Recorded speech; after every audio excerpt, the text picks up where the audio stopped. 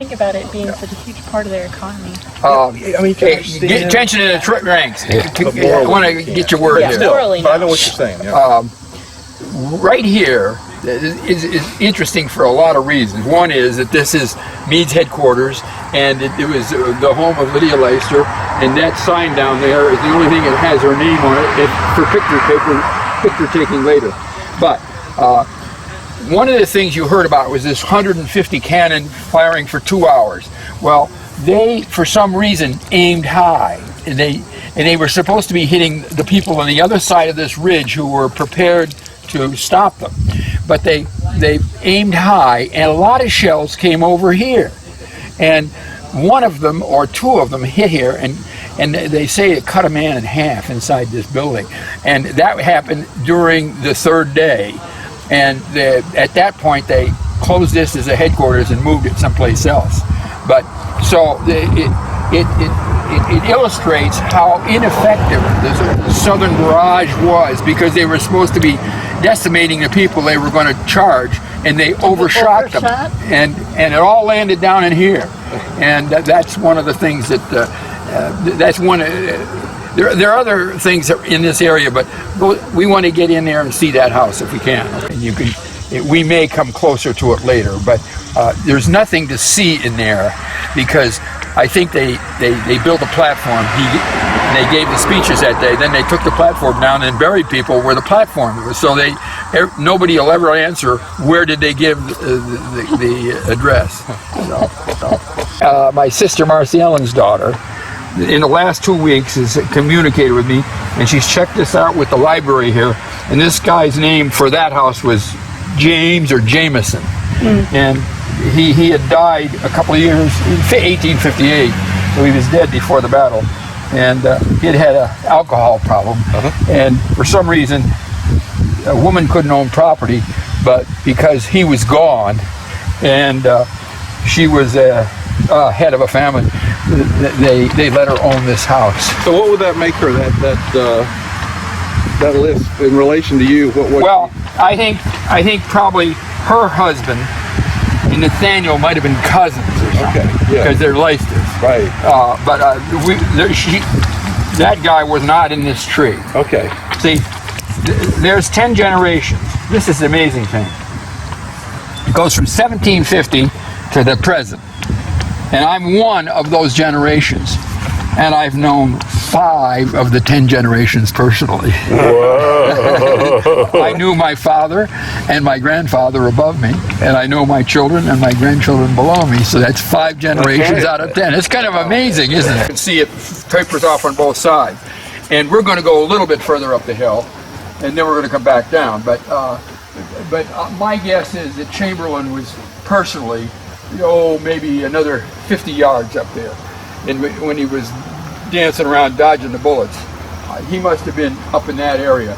This is where they claimed the colors were displayed. I can't say if that's true or not, but what, you weren't personally there? there's a name on here of William. Let's see, where do I see Pinkham? There's a Pinkham on here, and the person I paid rent to in Maine was Pinkham. I always wondered if it was a relative of his.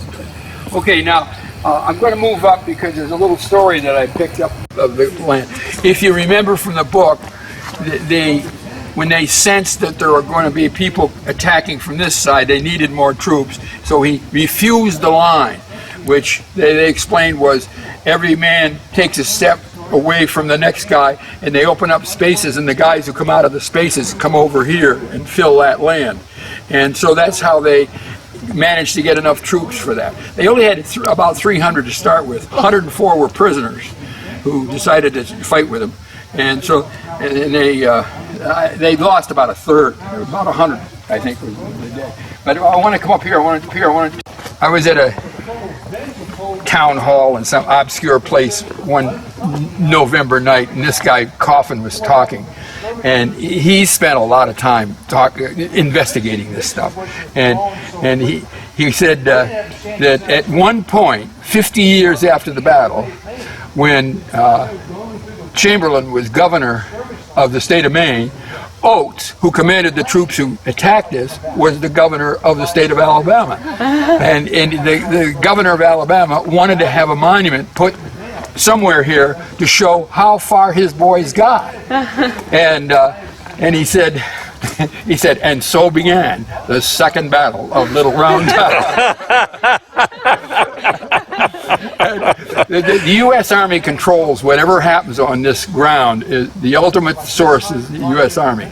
Well, the monument never appeared. But this guy said from the research he's done, that rock marks the greatest distance up the attackers got. So that gives you some idea. They were down to, at the end they were down to, nobody had any ammunition. A few of them had something in the gun, and then they fixed the bayonets and charged down. And so you have to think in terms of smoke and no trees. All the trees are bare ground here, and then they charged, particularly down there. Now, if you remember the story, he put some guys out in the woods and left them out there and said, if they come around you give them. So he kind of extended his speed. Well, when they chased him down the hill, they started running, and they ran right into these guys. And they were on the next hill over, right? The backup on the flank, and they started firing, and I think that just terrified them. They all just started running like hell. And that bunch of guys out in the woods there really had a dramatic effect at the very end. But now. Wait. Okay. What? 1, 2, 3, 4, 5. Okay, come on, huddle in, guys. All right.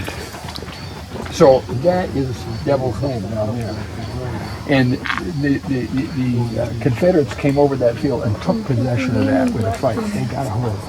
And if we get time to go down and see it, you'll see why it was such an ideal spot to fire from. And these guys were really good with rifles, and they were killing Union people up here like flies with these long rifles, and it really was killing them. And also, it was pretty much undefended at the beginning. And this guy over here, who's in bronze, do you see him? Yeah. That was the guy I'll think of his name, Governor Warren is his last name. And he was standing there with a pair of binoculars, and he's looking over, and the second row of trees, that far over, he could see guys under the trees because their bayonets glittered. And because he could spot the bayonets glittered, he realized there was a lot of guys there waiting to come. So they pressed the button to get more guys down here. And so they shipped more reinforcements to here. But this is Little Round Top. The one down there at Chamberlain is the left flank of that. And so, I mean, that was another appendage. So, whether they poured they didn't have a lot of artillery up here, but they had some. And artillery or rifle shot didn't wipe these guys out. They kept firing. But one of the things that a friend of mine had his minister at the house one day when I visited down in Hagerstown a few years ago, many years ago, I guess, and he said that when they took the bodies out of Devil's Den, that a lot of them had no marks on them at all to explain why they died, and they didn't understand that. And he kind of dropped it on me as a problem, and so I thrashed around a lot of years, and in this 1.5-page letter I show you where I found the answer. I found the answer in a book on World War II aircraft stories from over Europe and stuff. And this guy tells the story of being in a plane that the nose blew off because of a anti-aircraft shell. And he said, and if I hadn't had my mask on and my ears on, he says, I would have died like those guys at Devil's Den, because it was a concussion, see. Well, they had a weapon. Both the North and the South had it too, because it was a U.S. Army issue, I guess. And it was 3 inches in diameter, and they could fire it. and they could set how long it took to go off. It could burst early, and so they could set some of them to burst early, and so these things are down there, and concussion kill these people. And Harry explained concussion to me is if you can raise the pressure in somebody's lungs abruptly, the little delicate sacs that exchange, oxygen and carbon dioxide are very little, like grapes hanging on the ends of strings. And he says if you can rupture those, the guy dies of he succumbs to asphyxiation, can't get any air. And that's what happened to some of these people. But it took me about 4 years to find that out. But if we have time and people want to do it, we'll go down there. I took Zeb down yesterday because he wanted to go, but it takes extra time. But we won't do it right now because I want to make sure we cover the essentials. That's an extra. A little walk up around, you can see the walk. Yeah. It takes 10 minutes or so, and you can see why it was such a good place to fire from. Mm-hmm. So, but I want to go over here and talk about. You read this stuff. This stuff. Yeah. You go out our driveway. There's a house to the left. Mm-hmm. It's the neighbor's house with whom we have something less than a loving relationship. But during the Civil War, there were two young men in that household that were really good with the rifles, and they evidently wrote a letter to the U.S. sharpshooters.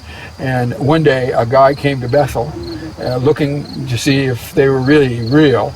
And so what he did is he set up a little target range and all that, and about 150 people came out to watch him shoot, and both of them fired enough rounds that they said, we'll take you both.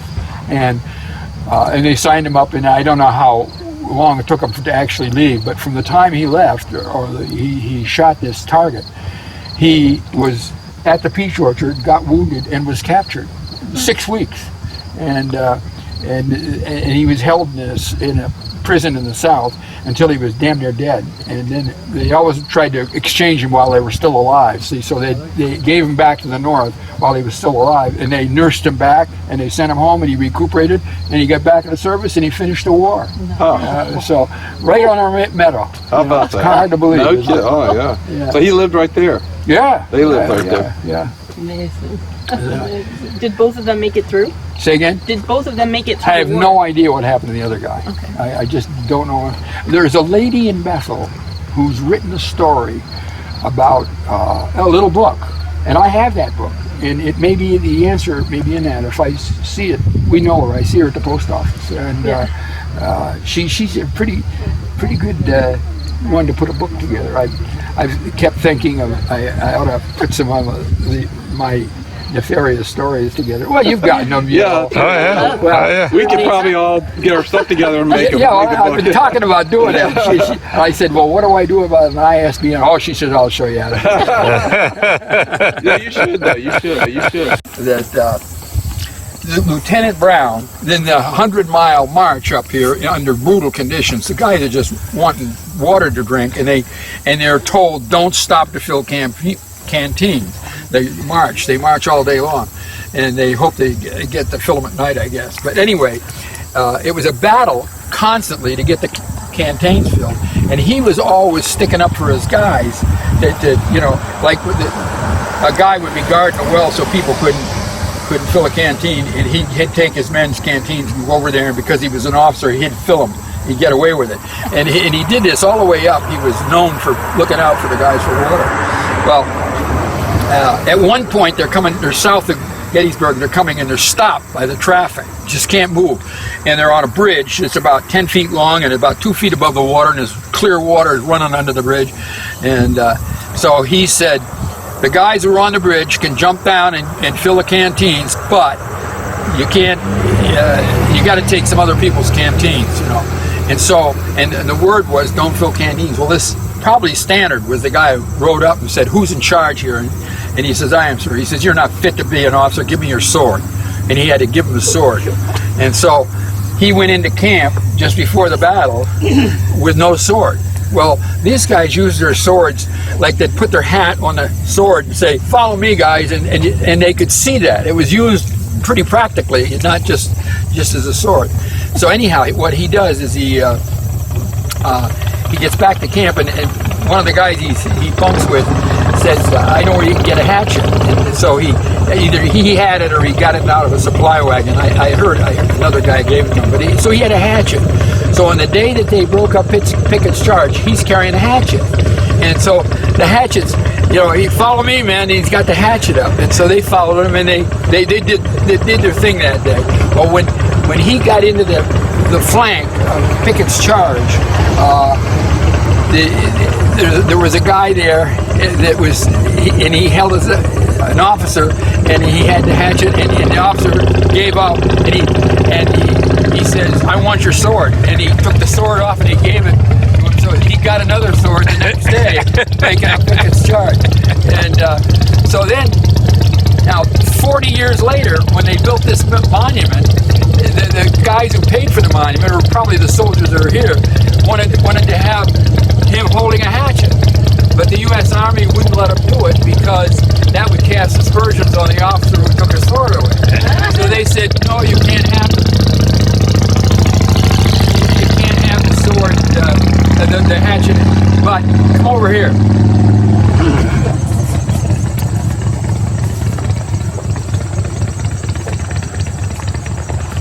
There's the hatchet. Can you see it? Sticking over the edge? Sticking over the edge. You're right into the sun. Come over this side if you're trying to take a picture, and you'll do much better from this side. You see but that hatchet finally did show up. Can you see it? Yeah. Well, That's great. It's a good angle from over here. yeah, real good angle from here. Many people who've come here have never seen that hatchet. They You wouldn't know can what see it why was. they miss it. But that's funny. I've had my hands 6 inches from that sword he got that day, but a glass case at the Historical Society expo they held over in Tunbridge one day. The St. Lawrence, the St. Albans people had it there. That's where he was from, and the thing was right there. And I was trying to con the girl into letting me put my hand in, and I never succeeded. But I'm going to go up to the St. Albans Historical Society someday and make another attempt. Was that standard there? No, that's Stannard. That's dangerous. The tall guy. Yeah. Yeah, Okay. yeah. And Stannard, there's a little argument about the swinging door, whether Stannard or whether Hancock was the one that originated the idea. But anyhow, they had. There's a picture in the book in that last publication I gave you of Scully, and Scully was a sergeant, and he was the right-hand side of the unit. I think it was the 13th that was the furthest over there. So he became the pivot man in the pivot unit of the pivot battle of the war. So he gave speeches in Vermont the rest of his life, I guess. And there's a picture of him in the book, Scully. Yeah. Hey, well, listen, that's the story of Lieutenant Brown. He's and if you read the literature, it shows up again and again. He's trying to get water for the troops, and so he was known for that. And they were addressing the side and attacking the side here. And shooting right down the sides of they were just naked on the sides, and then they just stopped. They stopped Pickett's charge. They said in 5 minutes. Then there was a trailing group that should have been up here for helping these guys, and so they forked off to the south a little bit. And once they got these guys stopped, these guys were raising a lot of trouble over here, and so the person in charge of the group that was up here yelled, "Turn right!" And they all turned 90 degrees to the right, and they went over and they stopped the second attack. One group of guys stopped 2 attacks. It's really pretty fantastic. That's why the electric battlefield had them on their very, very selective dialogue. Now, stop for a minute. We're gonna go. Same guys that we're talking about on the third day were involved in this on the second day. So supports. Let's see. It's pretty confusing. Troops in the air, capturing several guns and many prisoners, pursuing on broke pursuing on, broke the Union line at the stone wall, south of the angle. We're going to get to the angle right up here. And reached the crest of the ridge beyond capturing more guns. The supports on the right being repulsed, and those on the left not coming up, with both flanks assailed in converging columns. Boy, I don't know who the guy's his English teacher was. Converging columns threatening its rear, withdrew fighting its way. But this is, the second day is when this Minnesota thing happened, when they were going to get a breakthrough, and the Vermont and the Minnesota people were involved in the second day in this, and Minnesota paid a bigger price than Vermont did on this particular day. But I've never seen this sign before. This is fairly recent. Well, It has to go back for a rewrite. Yeah, they have to rewrite it. But now, yesterday I had Zeb walk up to there, but we're going to go back to the cars. I'm going to move up, and then we'll do the copse of trees. The copse of trees is kind of the center of the whole thing, and just above it is the angle. There's a lot of stuff to see just beyond the copse of trees. A lot of interesting stuff up there. That was considered the high tide, and it won't be out in the sun. So sit down for a minute. Well, come on up into the shade yourself, Bob. All right, okay. But this is ground zero in the whole thing. This copse of trees, and so they've protected it and so forth. But this area to the right, you see those railings around one particular stone out there. You see the rope railing? Yep. Well, that's where General Armistead died. He walked all the way across with his men, and he died right there. And one of the stories I love to reread whenever I can is how Armistead was a West Point guy, and so was Hancock, the guy that was commanding his side. All these Classmates. Confederate and Union went to school together, and they fought wars together. They were buddies for a long time. Hancock had a wife, I can't name her, but she was beautiful, and she could play the piano and sing. And when they got the word that the Civil War was going to happen, and they were going to come apart, all the officers had indicated they were going to fight for the North or the South, and so they knew they were going to different locations. And this is in California, and they had an evening when Mrs. Hancock played the piano. Geez, every time I tell this, I get emotional. But anyhow, they played the piano and they sang, and nobody wanted to stop. They just played and sang and played, because when they walked away, they're going to be opposite side, and it was just tough. And so Armistead had one of those blocks that you saw on the screen moving across, and he got this far. Can you imagine that? A general officer this far, and when he got hit, and just before he got there, and he was hit bad, and he was dying, and these Union soldiers held him and cradled him, and he said, "How is General Hancock," who was the opposing general? That was his buddy. He said, "He got hit a half an hour ago, sir." He says, "Oh God, they'll kill us all."